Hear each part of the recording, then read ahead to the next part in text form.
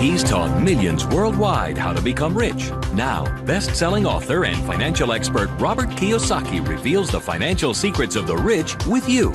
See how Robert's simple formula for personal wealth can transform your life and put you on the path to true financial freedom.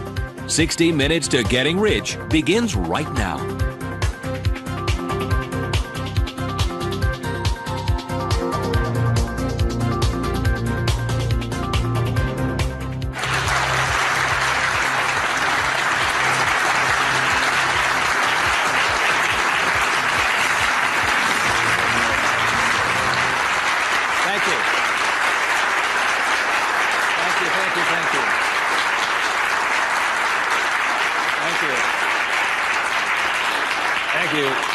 Very kind. Thank you very much. First of all, thank you for coming here this morning, and some of you came from some great distances. I remember every time I do a talk, I'm always worried that people won't show up, and so my ego couldn't handle the blow. So thank you for showing up, and I'll do my best to be of some value or entertainment today.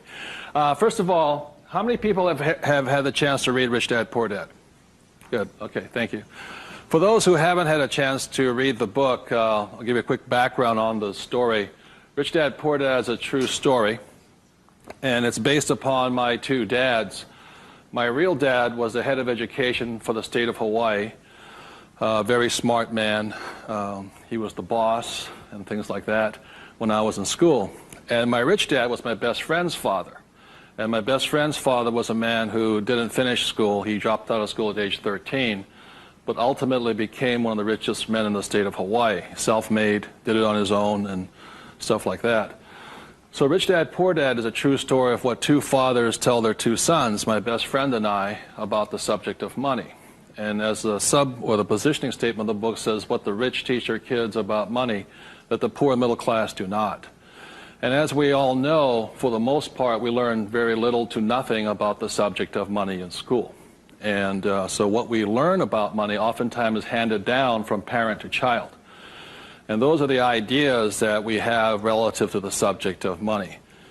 So my rich dad was a man who, he was my best friend's father, like I said, when you look at the white sand beaches of Waikiki and the hula girls and the palm trees, my rich dad was the guy that owned the land underneath the hotels.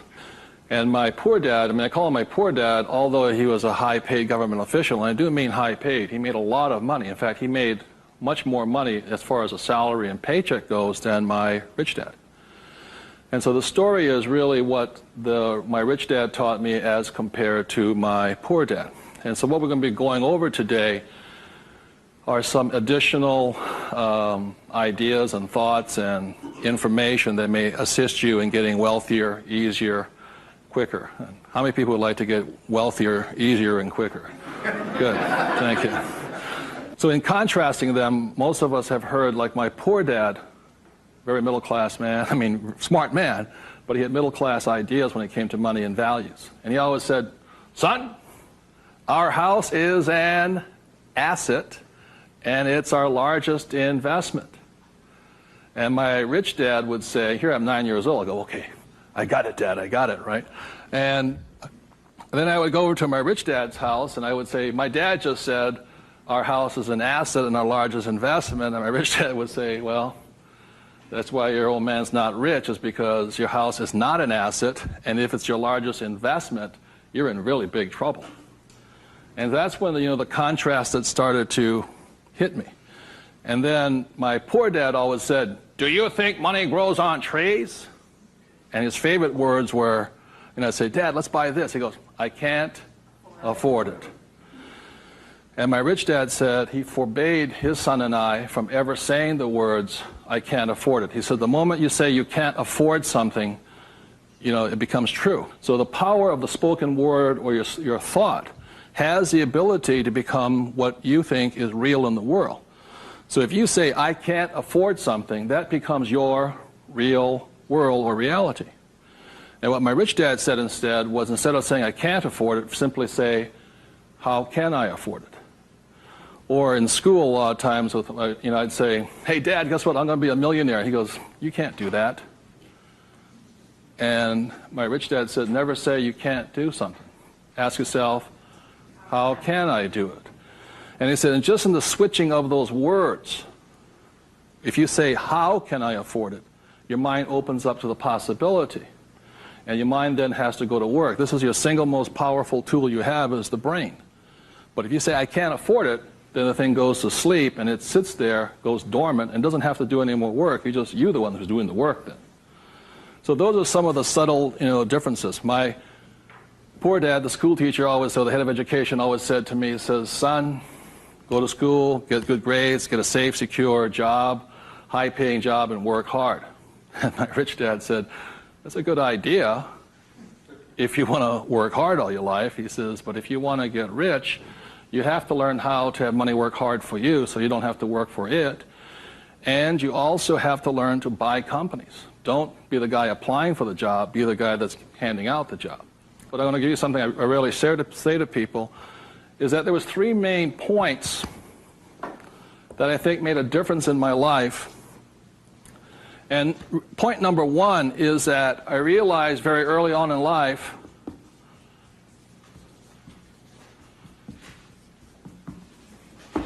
money is a what? Idea. It's whatever you think it is. Now, when people say, "Well, how can I get more money?" I said, "Well, just first change the way you think. Change your ideas." Now, that's the good news. That's all you have to do. I realize when I talk to people about money, I'm slamming straight into their ideas. And a lot of times with money, there's several subjects you don't talk about at the dinner table: sex, religion, politics, and money, and whatever. And the reason for that is it's a very volatile subject. Whereas in my family, my poor dad, the school teacher family, was, "I'm not interested in money. Money is not that important to me." And began to realize that was my poor dad's idea, was his attitude. Whereas my rich dad always said to me, "Money is power. Money gives you power. Respect it. Treat it respectfully." So there's all these different ideas about the subject of money. The thing I hear people say is, "I'll never be rich." And that becomes a self-fulfilling prophecy, you see. And that's why money, just as an idea, is so powerful. And when I talk to people, I oftentimes ask them, I say, "What did your parents tell you about the subject of money?" Because that becomes real. If you were told, "Go to school and get a job," see, many of us may not be in the same profession, but we're following the same path. And most people did not come from families that were rich. In America, less than 1 out of 100 people at age 65 becomes rich. In the richest country in the world.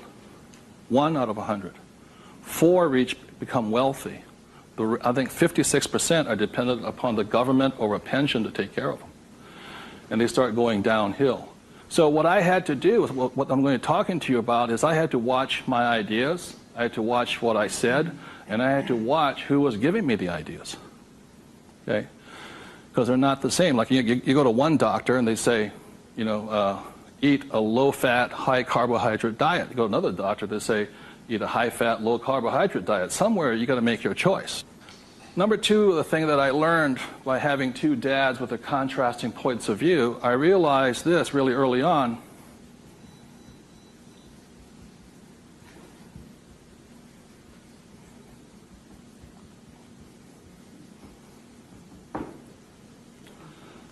I realized that money doesn't make you what? Rich. Because my poor dad made more money than my rich dad.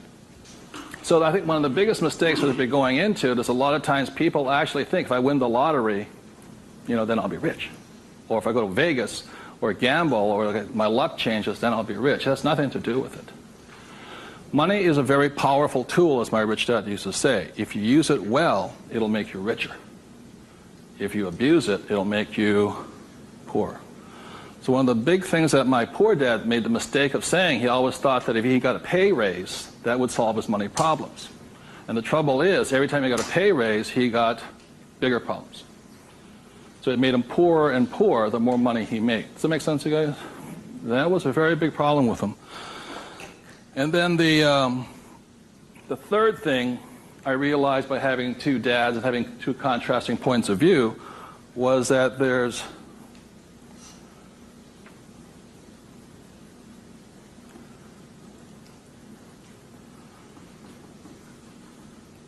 two kinds of money problems. One problem is not enough money. The other problem is too much money. And they're both problems. And the thing that I say to people is this, that, like I think most people think they're real special. I'm the only one with money problems. Well, the reality is everybody has money problems. Everybody. Every single person. Every company has money problems. Every country has money problems. Every government has money problems. Everybody has a money problem. What makes you rich or poor or middle class is how you challenge or handle the problem. And what most people do, since, so most of us came from families where the problem was too much or too little. Too little. And that becomes our idea. We think money is scarce, hard to get, work hard for it. Very popular idiom going around today suggesting that the way you get rich is cut up your credit cards. Oh, man. Live below your means. Those are poor people's mentalities. Save, go long term, buy mutual funds. And it's not a rich person's way of thinking. I love my credit cards. They make me happy.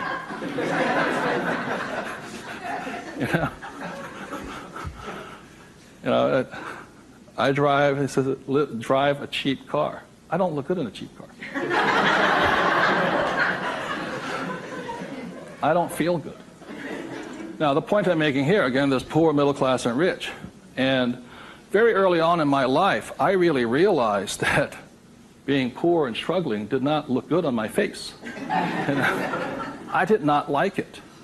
But I grew up in a family that if you were rich, the idea was that you were crooked, evil, not caring, inhuman, not generous, and all that stuff. So if I said I want to be rich, then I went against my family's values.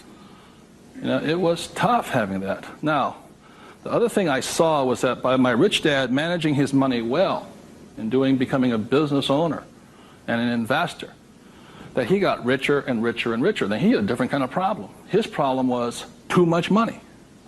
And my rich dad said to me when I was about 18 or 19 years old, he said, son, there's two kinds of problems. Not enough or too much. Which one do you want? And at that point,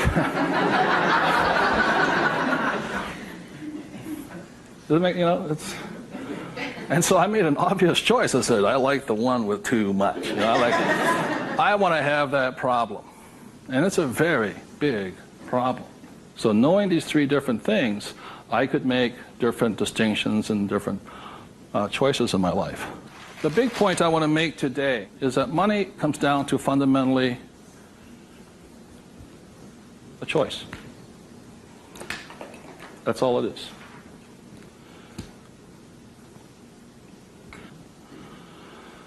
And so, as a young boy having two dads starting at age 9, I had to make a choice of which dad I was going to listen to. And it was a tough decision. Really, really, really hard because I love both men. Both men were big men. If there was a role model that they filled, they were tall, and they acted like John Wayne or Robert Mitchum, not Pee Wee Herman. They were big, strong, powerful, good, honest, hardworking men. I love them both. But their ideas were almost polarized, completely opposite. And that's why in Rich Dad, Poor Dad, in the book, I write that Robert Frost's poem, I think The Road Less Taken or The Road Less Traveled, I had to make a choice of which one I was going to listen to. Which one was I going to follow down the path? And I made that choice. And it was a hard decision because I had to go against my whole family's culture, beliefs, and they're all school teachers. When I came back from Vietnam, they said, I got my bachelor's degree. I got that Bachelor of Science. They said, now, son, you are going for your master's, aren't you? I said, I kind of doubt it. He said, but you won't get a good job. You get a better pay raise if you have a higher degree. I said, I'm not going to get a job. And it's hard. You sit at the dinner table and there's no conversation, Well, you going to get your doctorates? I said, well, if I'm not going to get my master's, I don't think I'm going to get my doctorates, Yeah, but you get a better pay raise. You know, they came from the government model that it was not what you did, it was how high, what your degree was that you got paid by. And that's their reality. It's not my reality. So I had to make a choice. And the thing I say to people is that in many ways I'm more like my poor dad. You know, when I retired in 1994, sold my company and all this, I was set for life. You know, I realized that I'd been too much like my rich dad, and that I wanted to run the second half of my life more like my poor dad, but I was going to teach people what my rich dad taught me. And that was a decision I made. But the thing is, it's a choice. And my propensity, my natural inclination, my genetic makeup, my mental makeup is more to be poor. I have to fight my natural inclination to go for job security, to play it safe, save money, invest for the long term, all that other rot my father believed in. The point I'm making here is this: every morning I get up, I still make the same choice. Every morning I get up, I make the choice. Do I make the choice to be poor, middle class, or rich? And we all have that choice. You know, we have to, as individuals, make that choice. By the end of my talk today, you'll find out how easy it is to become exceedingly wealthy. But it's just a choice. Okay. So my intention is to maybe shake some of your core values. You know, think about the way you think, change the way you think. You may want to make some new choices and things like this. That's my purpose. So what I'd like to ask you to do is you find a partner. I'll give you about 30 seconds, and you can just talk it over. You talk about what your parents taught you, what choices you had, but more importantly, talk about this subject here. It's just an idea. What were some of the ideas you got from your family? The idea that you think you work harder and make more money, will that make you rich? I don't think so. And there's only two kinds of money problems. Which one do you want? If you're sitting by yourself, break out a notebook and just write down some of your thoughts. Because really, it's just your ideas that cause you to be rich, poor, middle class. So we take about 30 seconds and discuss with the person next to you some of these ideas. Thank you.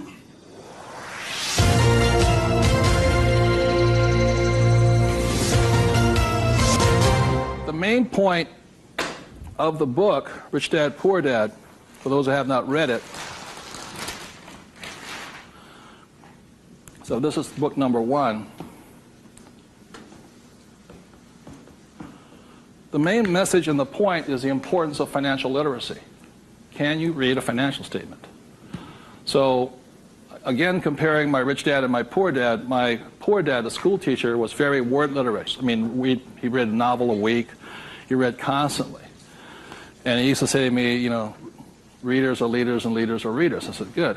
And I go see my rich dad, who didn't read that much. He says, but the difference between your father and I is I can read numbers. So so Rich Dad, Poor Dad is very simply about the numbers. And this is an income, expense, assets, and liability. And that's the basis of financial literacy, financial statement. Now, the problem, and so what it is about the difference between assets and liabilities, things like this, so this is really what the book was about. You know, the thing about asset, my father would say our house is an asset, and my rich dad would say it's not, because very simply assets, according to my rich dad, asset will put money in your pocket whether you work or not. And a liability will take money from your pocket whether you work or not. That was very simply it. The important things about a financial statement is that it allows you to see the truth instead of being stymied by other people. My bankers never asked me for my report card yet, you know.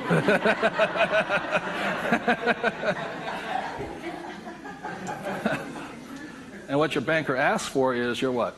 Financials. Because what a banker wants to see is your financial intelligence, not your academic intelligence. And both are important. Academic intelligence is important, you know, forever. But so is financial intelligence. So my rich dad said your financial statement is your report card once you leave school. And the problem is 99% of the people leave school and they don't have a clue what a financial statement is, much less what a checkbook is. You know, they know credit card, but they don't know much beyond that. And so they're easily swayed with the idea your house is an asset, and that's what gets them in trouble. They can't tell the difference between an asset and a hole in the ground. So that's the big problem there. Okay? And then book number 2, which is this one here, was the cash flow quadrant. Quadrant means 4. And the quadrant was the 4 people that make up the world of business. E stands for employee, S stands for self-employed, B stands for business owner, and I stands for investor. So my poor dad always said to me, you know, son, go to school and get a job. So he was programming me to come here. But I kept saying, but I want to be rich. And my mother says, yeah, don't listen to your dad, you know what I mean? My mother was a nurse. And she says, if you really want to be rich, you should become a doctor. They make a lot of money. So my mother was saying become, you know, specialist, self-employed, or small business owner, independent. You know, you hear people say, if you want to be successful, get a profession. You're like, something you can fall back on. You know, become a plumber, electrician, attorney, accountant, something you can fall back on. Because these guys are the smart guys. You know, these are the people that become doctors, lawyers, accountants, and they're really the brains of the class. My rich dad said to me, you know, Robert, you make a lousy employee. You can't follow orders. You don't like sitting still. And you're not very smart. I said, right. He says, you'd be very good over here. He says, because these guys aren't that smart. And that's the truth. That's why some of the richest people on earth are over here, because they're not smart. But they know how to surround themselves with smart people. And that's one of the biggest differences. And the other part is the investor. And the investor uses a different mentality, different emotions. The investor wants their money to work for them. And their words are, what's my return on investment? How soon do I get my money back? See, most people have the money in a 401k. That's not an investment plan, it's a savings plan. An investor would not do that because it ties that money up too long. I want my money in and I want my money out. I want to know when it comes back to me. It's called velocity. How soon do I put it in? How soon does it come back? Savers put it in and they leave it there forever. It's a different value system. My rich dad said, you always tell an employee by their words. They use the same words all the time. So an employee will always say, I'm looking for a safe, secure job with benefits. Always. My rich dad also said you can always tell a self-employed person because they'll say such things as, I'm going to charge you 6% commission, like a real estate salesperson, or $100 per hour, or I'm going to charge you for the job by this much. So they go, for these people, time is money. And the business owner, what they say, I'm looking for the smart people, best people, I'm looking for the best system. They don't, because they want to move on and start another business. They want to have multiple corporations. Very big difference. And an investor says, I want an ROI. Now, the theme song for the self-employed, the difference between the small business owner and the big business owner is very simply this. A big business owner, if they do the job right and build the company, they can leave. And when they come back, the company's doing better without them, more profitable because they have the bright people running it. A self-employed or a small business owner, if they leave, the income goes where? Down. Or if they have employees, they just ferret out they just take everything, the thing falls apart. So that's the difference. And also the difference between an S and a B is the size of their ideas. Like a lot of times I meet people come up to me and say, I want to start a hamburger stand. You know, one hamburger stand, you know. Whereas the same guy named Ray Kroc comes and says, I'm going to build a hamburger stand all over the world. Difference in vision, idea, and leadership skills. They're very, very different people. And the reason they're different is because emotions. This person here values, it's fear, so they want security. Security drives them hard. So they're fearful. This person over here is lack of trust. And these guys, they're highly specialized. They're also the most satisfying, you know, because they have their own time, their own life, and all this. They're very happy this way, but it has its limitations also. And generally, these people are limited to about $500,000 a year max in here, just because time is money. Over here, it goes unlimited, how much you can earn. So there are very, very big differences in the thing. The investor here, their thing is they're neutral, emotionally neutral. In other words, what that means is they don't care if you're winning or losing. When somebody says, I'll go to somebody, the stock market's going to crash. But mutual funds get wiped out. They're not neutral. They're reacting. A true investor doesn't care if the market goes up or the market comes down because they're going to make money either way. That's an investor. They really do not care. They know that losing is part of winning. It's called money management, how well you do that and all this. Very, very neutral. And this person over here, the emotion is patience. You have to be patient. These guys want to get paid now. These people may not get paid. I think the average is, 3 years, right? They don't get paid. That's why the first question when somebody comes to ask me to invest in their company is, are you willing to work for free for 3 years? I go, no. I said, well, I don't invest with you. Because you're still thinking like this. So those are the emotional differences. Because today, just being an employee is suicidal. Today you have to be employee plus an investor. You can be self-employed plus investor. Okay, you have to be on both sides of the quadrant, is what I'm saying, at minimum. Whether you're here, here, or here. If you ever want some time off, you have to be an investor today. So very simply on, starting from the age of 9 and 10, I started here and I stayed here. That makes sense to you guys? I stayed here. Because this is my money working hard for me, so I don't have to work hard for money. It's a different point of view. They're very, very different.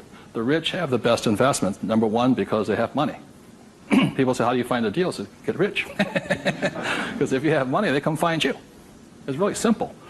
The thing about this one here, the richest or the fastest game in the world played today, the way to get rich forever has been this one. I talk about in this book how my rich dad went and bought one of the best pieces of white sand beach in Hawaii. And I said, how did you afford that? He wasn't making any money. He didn't have a job. He wasn't this. He says, how do you afford the best piece of beach in Hawaii? He says, personally, I can't afford it. See, none of these people could afford it either. It was about $10 million. Individually, you cannot afford it, but your business can afford it. It's one of the biggest secrets of all. So the reason I started here and learned to build businesses so I could invest.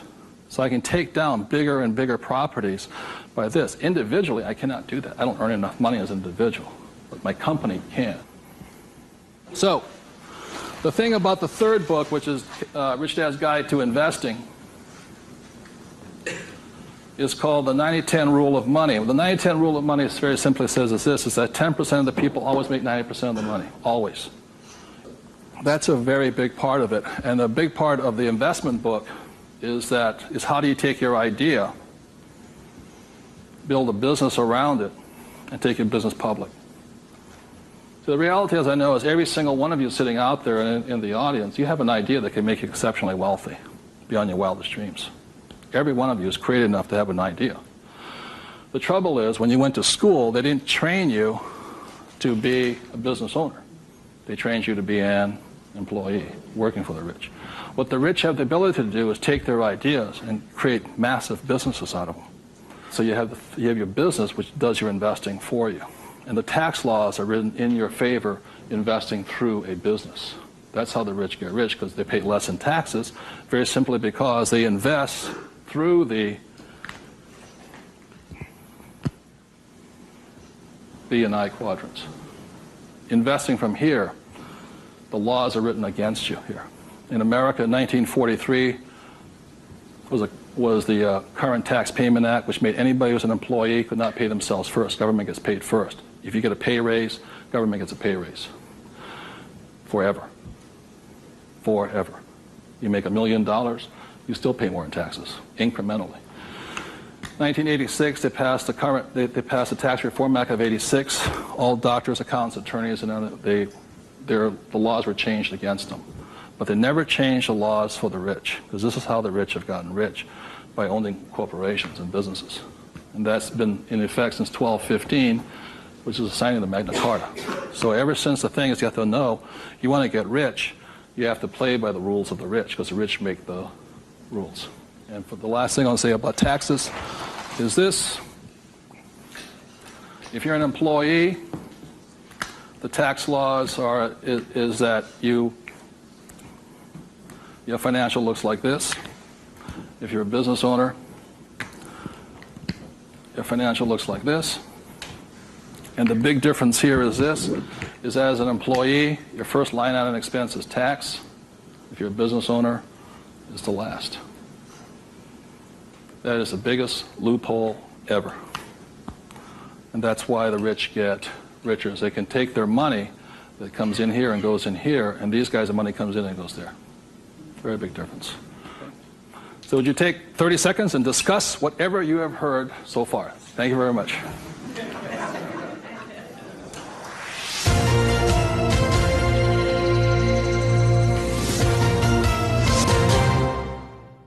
of ways I understand that money does not make you rich. When I was in my 20s, late 20s and early 30s, I became a millionaire. And it went straight to my head. And, you know, when you have money, you think your IQ goes up. And in reality, your IQ goes down, you know. And it was fast cars and even faster women. And I was a millionaire. I was a bon vivant around Waikiki. Now, I don't regret a thing. It was a lot of fun. But the more money I made, the more stupid I became. Anybody ever had that problem? So that's how I learned. I made a lot of money, and it made me instantaneously poor because I still had poor habits here. You see this right here? This is financial literacy or financial intelligence. If you cannot read a financial statement, you cannot tell what's happening. You cannot read. And what you don't see here is how the rich make more and more money because of this one little loophole here. You know, that's my account. You know, over here you hit 335,000 in income, and your tax rate keeps going up. Over here you hit 335 in income, your tax rate goes down. The laws are written for the rich by the rich. Period. So very quickly I'll go into a financial statement, and this is the basis of wealth here.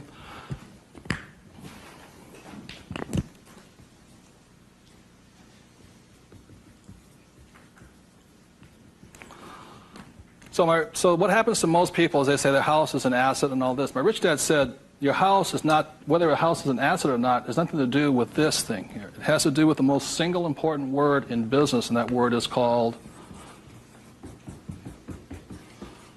what's the word? Cash flow. It's cash flow determines it. So, very simply, when I was 9 years old, my rich dad said an asset is something that flows money into your pocket, and a liability is something that takes money from your pocket. Just because your banker or your accountant says your house is an asset doesn't mean it's an asset. So when I read a financial, I see something listed here, and then I see whether it lodges up here. Now, if it doesn't lodge up here, then it must be going this way. It's going out the expense with no income. Does that make sense, you guys here? That's a very simple way of looking at it. Now, taking it one step further,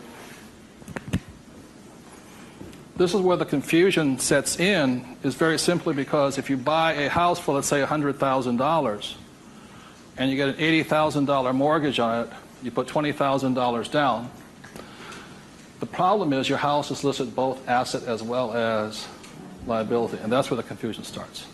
It's listed in both sides, and that's the problem. So the thing here is this, and by the way, the word mortgage comes from the French word mortir, which means death. You know, so that means you're engaged until you're dead with the house, and staggering. So let's say you buy this little green house here. Okay.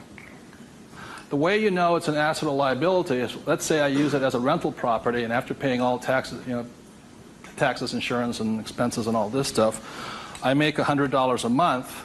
It shows up over here under income of $100 a month. Now, if let's say I have a tenant who trashes the place, doesn't pay me rent, takes me a year to evict the bugger, immediately that house becomes a what? Liability. So the house can be either asset or liability, but it's not because it's an asset or liability listed here. What determines if it's an asset or liability is income and expense. So what makes a person struggle financially is that what they do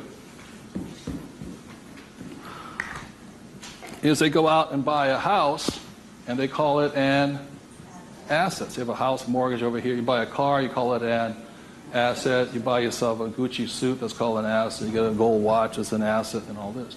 But they're really what? Liabilities.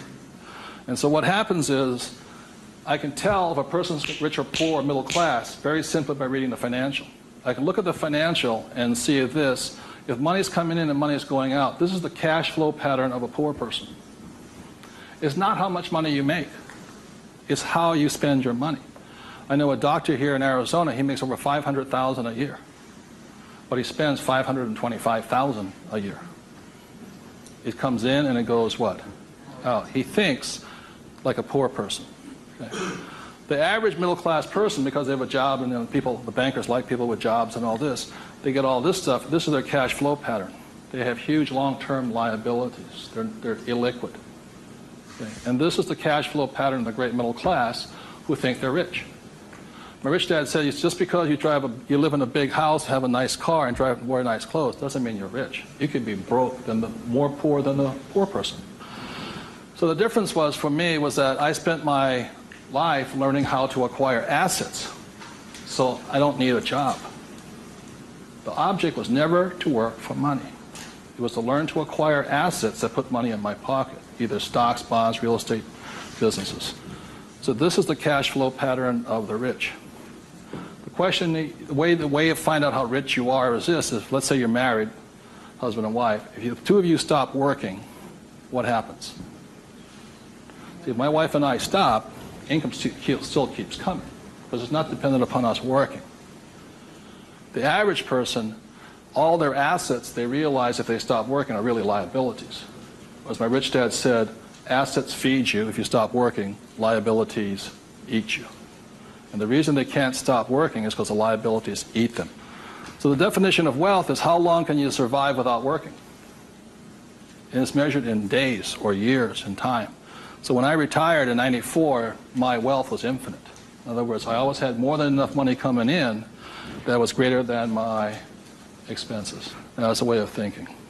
Would you please take 30 seconds to discuss that thing on cash flow? It's cash flow that determines if you're rich or poor, okay? Thank you.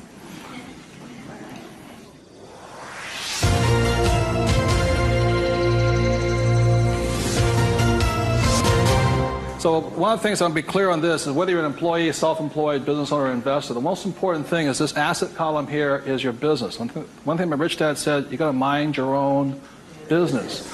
You know, when you become an employee, you mind somebody else's business. You're self-employed, you're oftentimes helping somebody else's business. So regardless of where you are, this is your business here. Like I talk about a rich dad, poor dad, you know, somebody says, what profession are you in? So what business are you? I'm a banker. So, well, what, you know, that's their profession. It's not their business. This is your business. And your business, you should be an investor. You know, managing your own portfolio, acquiring your own assets, be it business, real estate, or paper, like stocks, bonds, and mutual funds. So what we're taught in school is not to mind our own businesses. We're taught to mind everybody else's business. And that's my message, is mind your own business. That's how you get rich, okay? So moving on, last thing is this. So when a banker says to you your house is an asset, he's not lying to you. He's just not saying whose asset it is. It's his asset, right? So when you go across town, you go to your friendly banker, and you'll see that your mortgage is listed under what? Their asset column. So that's the fact right here. It's a mortgage here. And the way you know it's an asset, and they list it that way. I'm not telling you something, that they list it that way. The way you know it's an asset is because your mortgage puts money in their pocket. And your mortgage takes money from your pocket. You see, it actually goes like this. It's a complete circle. Now, so that's why they're not lying to you. It's just saying, they're not saying whose asset it is, it's theirs. Now, the other part about it is when you save money over here, it's really your asset. Now, if a balance sheet must balance, it has to balance someplace else. You go to the bank, where does it balance? Bank. But is it their asset or their liability? It's their liability. Your savings are their liability. Notice that? Because they have to pay you money for your money. And it's cash flow determines that. Now, if you notice something else too, you get tax incentives to be in what? Debt, and you're taxed for having savings. And that's why they say, how can we tax savings? It's because you're not smart enough yet. The banks know, political action committees, they control, the rules are written by the rich. I'm not saying I love my bankers. I love them dearly. But you have to know the difference between assets and liabilities, and whose rules are you playing by? Poor, middle class, or the rich? Got it?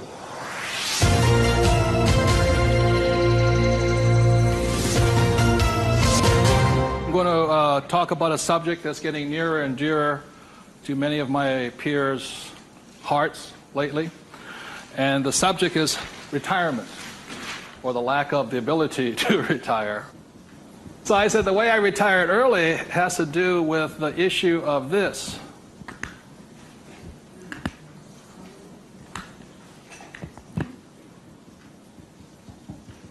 Debt versus what?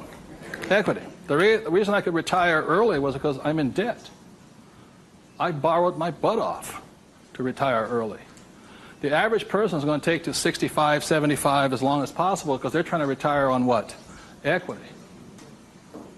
In other words, they're going to try and use their hard-earned cash to retire, where I would rather use the bank's money to retire. So I am in debt up to my eyeballs. Because the reason is I know some of you out there, because I'm sure some of your parents told you to get out of what? Debt. Well, that's not that intelligent. Because you have to know there's good debt and what? Bad debt. And most people are loaded with what? Bad debt. And if you want to get rich, load up with what? Good debt. And the question I asked those bankers, I said, let me ask you this. How long would it take you to save $1 million? I'll ask you guys, how long would it take you to save $1 million? A couple of years at least, right? Yeah. How long does it take you to borrow $1 million? About 10 minutes. If you have good financials. And that's the difference. And that's the price people pay for not being educated in this world, to think that they have to work hard, save money, and finance your retirement on equity. I'd rather do it on debt. And the way I do it on debt is my banker will always lend me money on a thing called real estate. Always. They will not lend me money to buy stocks, but they will lend, even if it's, bank of what stock, their own stock, they won't lend me $1 million for 30 years at 8%. But I find a commercial building, $1 million, 8%, 30, they'll all day long. The thing that scares me right now is never have so many people in the history of the world bet their retirement on the stock market. And they've bet real money. Am I correct? And trust me, the market will crash.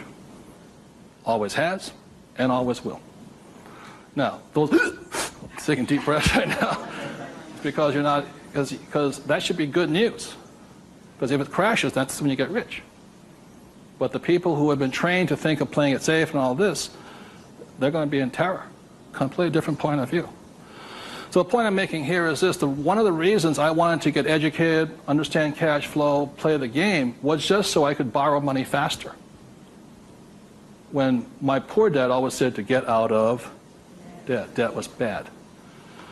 So I just called, I just called my broker down the street here. I said, I need 2.4. He says, come in and sign the paperwork. That was it. 2.4 million, just sign. Now, because I can take that money and make 10 million out of it, the average person will go on vacation with it. Or buy a big house, or buy a boat. It's called fiduciary responsibility. If you can prove you know how to manage your money and you have the good financials, plus you have a couple of million in cash, they'll lend you all the money you want. Because they know my problem is too much money. And the reason I buy real estate is because I get more tax breaks. The real estate is a game of the rich, not paper. It's a really interesting world. So what I'm going to go into is how you can get to the point where you don't, I'm not recommending just go out and borrow today, especially if you have no education. I spent 40 years getting here to the point where I can call my broker up. Before, 10 years ago, I'd call them up and they'd laugh. How much do you want? Well, I took that as a feedback that I had to improve my financials. Does that make sense to you guys here? To the point where they would say yes. So the difference between my poor dad and my rich dad was this. My poor dad always said, get a high-paying what? Job. Big mistake. Because the trouble with a high-paying job is you get taxed. So my rich dad said, so was my poor dad, high-income job. That was the key to success. That's a very middle-class, pedestrian point of view. The rich know this. It's not how much money you make. It's how much money you keep. You've got to keep it. It is not how much you make. It's how much you keep. It's called the income to expense ratio. In other words, how much drops to your bottom line. Does that make sense to you guys here? How much drops? So the minimum is 30%. So you're making $1,000, the minimum that can drop is 30%. If you're not going 30% to the bottom line, in other words, this way, and you don't have to do it, I'm just giving you the ratios that work. If you have $1,000 coming in this way, then 300 needs to hit here somehow. That's the ratio. The average person, you know how much is hitting here? Nothing. That's why they're poor. They're making more and more money, a high-paying job, you know. I went to the university to get a high-paying job, and I'm now at GS-19, and I'm getting more money, but less is dropping here. Does that make sense to you guys here? Because they're buying more what? Liability. It's called the income-to-expense ratio. How much is dropping? That's what counts. I listened to Sir John Templeton. He said when he first got married, for every 1,000 that came in, 500 hit here. That's what makes the rich rich. It's not how much they make, it's how much they keep. It's a matter of focus. And my poor dad always said, I'm making more money. My rich dad says, I'm keeping more money. Big difference, huge difference in long-term wealth. It's how much is hitting this here. So the thing I have is an exercise that'll prove that anybody can be rich. And when I was a little kid, my rich dad gave me one of these. He gave me 3 of these little things. They're called what? Piggy banks. So if you want to get rich, go out and buy 3 of them. Okay? 3 piggy banks. That's all it takes to train yourself to think to be rich. Now, for every piggy bank, so you have 1 piggy bank, 2 piggy banks, 3 piggy banks. 1 is for saving, 1's for investing, and 1 is for tithing or charity. Very important to give. The decision you make today, I'm talking about choices. You can say, well, that's too simple, you know. But the choice you make is for the rest of my life, or for the next 90 days, whatever you can handle, how much am I going to put in each bank every day? Not once a week, every single day. Because what you're training is your brain to think like and act like and be like a rich person. You're dropping it to the bottom line. So, let's say the most you can handle today, given your horrific financial brilliance, is $1. Good. Now, I don't care the dollar amount, but I do care that you do it. It's just like going to the gym and saying, you know, today I look like a sumo wrestler, but tonight I'll look like Arnold Schwarzenegger. It's not possible, you know what I mean? It's not going to happen. So how many people right now could say for the rest of your life, with 3 piggy banks, you'll put $1 a day away per bank? Good, right? And it's not, and everybody can do it. But the problem is, most people won't. And that's the difference. But once it hits your piggy bank, it's yours for the rest of your life. You pass it on for generations. That's what the rich do. The middle class finds some cheap and tacky excuse to break the bank. Am I correct? You know, I got to spend this money. That was my poor dad. Well, if I make more money, I'll get a pay raise next year in government, you know, be a GS-19.5. But they kept breaking the bank. Now, it has nothing to do with the dollar amount. It has to do with the habit, the way of thinking, that this is more important to me than eating. It's more important than my kids' clothes. More important than everything else is this. This is first. So start with $1. Everybody can do that. All it is 0 to go to 10. Now, at this point, people say, well, that's not that tough. Try $10 a day. Then you see some heartbeats. At that point, you're now at the boundary of what's possible for you. It's only a 0 added on to it. And you want to spend it. Now, if this becomes easy at $10, then just up it to, and you'll find your heart rate going up. So when people say, well, this is a simple exercise, I'm beyond it, then try going to, it is not the dollar amount. I mean, it's not the things, it's the habit. And you know you're a stud.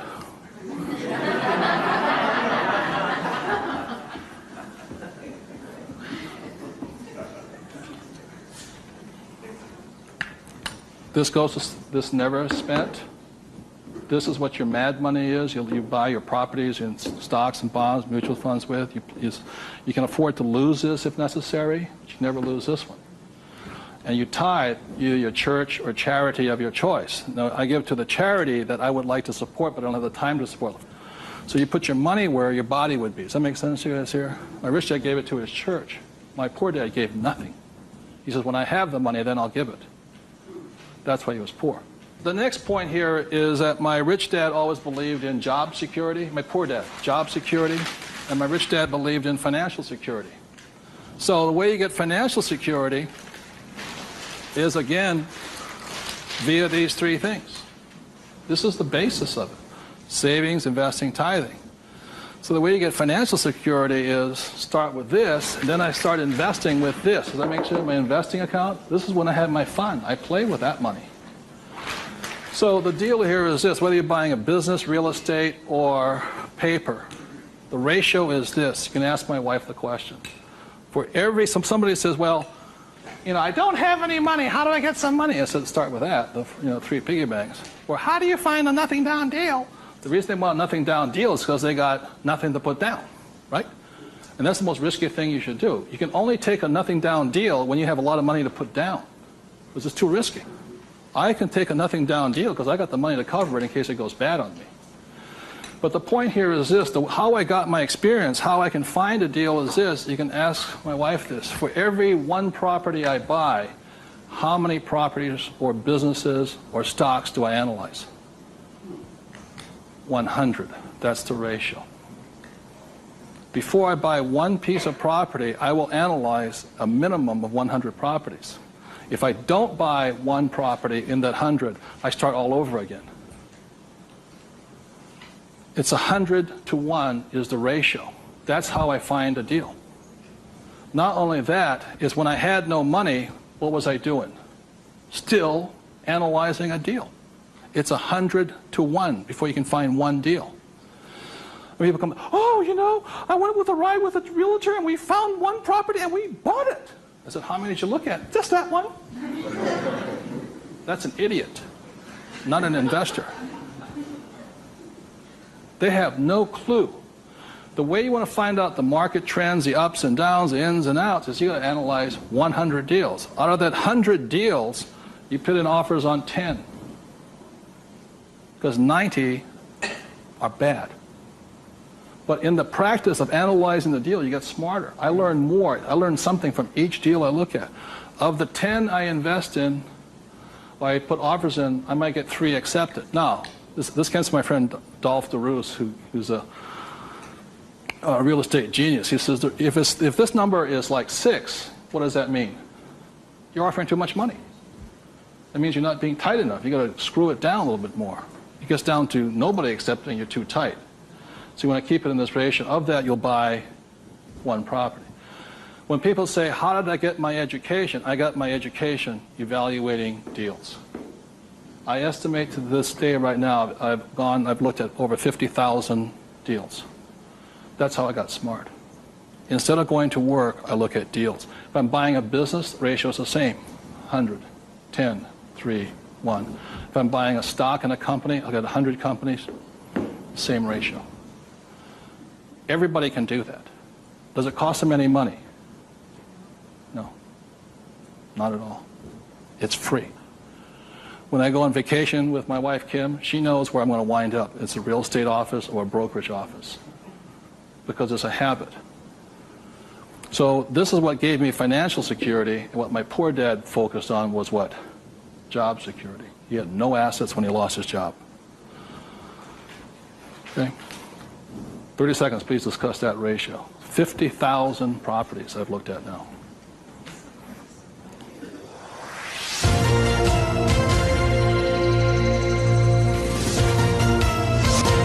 I'm going to do one last thing that, in my experience, keeps most people poor or struggling financially. So you remember the 3 piggy banks? That gives you the money. Doing this, 100 deals. The reason I don't have a job is because it would interfere with me looking at deals. I don't want to do that. I'm looking at a deal constantly. That's the people that work with me constantly. That's all I'm doing is tracking down deals. It's a waste of time to work. I don't get rich. So that's the thing. The second part is most people don't have the time to spend the time to get rich. They're too busy working for the money. And the third part is most people say it's risky or it's fearful or they chicken out. You know, they see a deal. Even if they see it, they back out. And I've seen so many people do it. And the reason for that is because if this is an iceberg, okay, most people, they say, I'm going to get the 3 piggy banks, I'm going to look at 100 deals, but it comes time to put the money, we call it go hard on the dollar. Got to go hard. If this is your conscious mind, let's say, this is your what? Subconscious. Money, sex, politics, religion. This thing takes over. I have seen people go, I might lose money, when the stock market crashes, and what if this is bad, and I'm going to call my accountant, my attorney. This talks. I see him walk away from it. Well, I'll think about it. It doesn't cost you anything to buy a piece of property. Nothing. It costs nothing. It's called you put an option down on it. I sit there and say, well, you got $1 million? I said, here's a $20,000 check. Don't cash it for a week. I'll see you. I option it. Same as in the stock market. Option. I don't use the thing. It doesn't cost you any money to buy a piece of property. But people will talk themselves out of it. Instead of interacting, these guys are reacting. And it's really tough here in Arizona, or you don't know what it's like to be in New York. I'm going, it doesn't make any difference, because the problem is between your ears. Because the fears come up, they start talking. You can't talk to these people at that moment. They're like, and the reason is because of the magic word. What is it? Fear. And what happens to the average person, fear stands for false evidence appearing real. And what I mean by false evidence is that if this starts talking, they'll start gathering the evidence to make sure that it's real. Well, you know that most businesses fail. Let me show you the facts, and let me show you the stats. See, they're looking for all that false evidence. They'll validate, they'll justify it. They'll call their mother, their sister-in-law, their brother-in-law. Yeah, we agree with them. Am I right? Yeah. They'll make it real. It's not real. Like, I got crucified that said, that the 9 out of 10 businesses fail. I said, that's correct. Most of them fail, but one makes it. I said, look, I failed twice. Twice I was part of the 9, but once I made it to the 10. The difference between you and me is you haven't failed at all yet. Yogi Berra once said the great thing about the National League is that if you strike out 7 out of 10 times, you're in the Hall of Fame.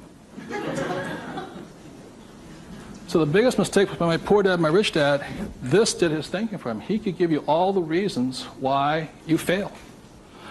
When I failed, I felt terrible for about a year. It was horrifying. I lost millions of dollars. Self-esteem, I was homeless again, on the street and all this. But once I got that back, I was stronger.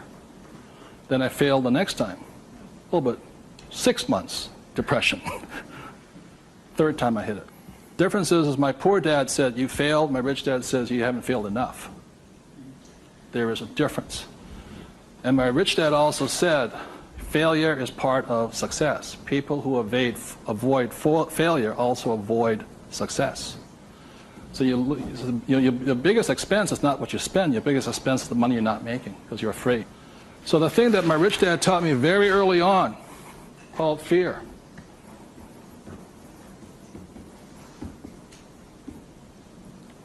Fail early and fail responsibly. Look, if you know you're going to fail, do it now. Don't wait. Because each time you make a mistake, you get smarter if you do it responsibly. So the thing that I do is when I fail, I go, like I said to my investors a couple of 4 years ago, I said, I need to raise $3 million. The chances are we're going to fail. And if you can't handle the $50,000 shot, don't put your money in here. There's a good chance I'm going to fail on this one. So people left the room, and I got more money because I was forthright with them. I said, if I lose it, I'll tell you I lost it, and I'll tell you the next deal. But failure is part of the process. So the thing that I say to people is fail early, correct, but fail small. The first deal my wife and I did when we got back into real estate was a $45,000 deal, $6,000 down. If we failed, we would have got smarter than somebody who didn't fail at all. But we didn't. So we pushed the boundary, going bigger and bigger, hoping to fail. Well, everybody's avoiding failure. I'm hoping to fail because I'm going to get smarter. I open my mind up. I ask people for their advice. I synthesize the data, make my own decision. But I live and die. If I make a mistake, I own this. I apologize. I blew it. I made a mistake. This is what I learned. Continue on. So I want to thank you all for being here. The thing I want to leave you most with is that every morning, as a 9-year-old boy, I thought, who was going to listen to? It was a choice, rich dad or poor dad. Every morning I get up and I still make that choice. Who am I going to listen to? And I hope you make your choices for yourself. Thank you very much.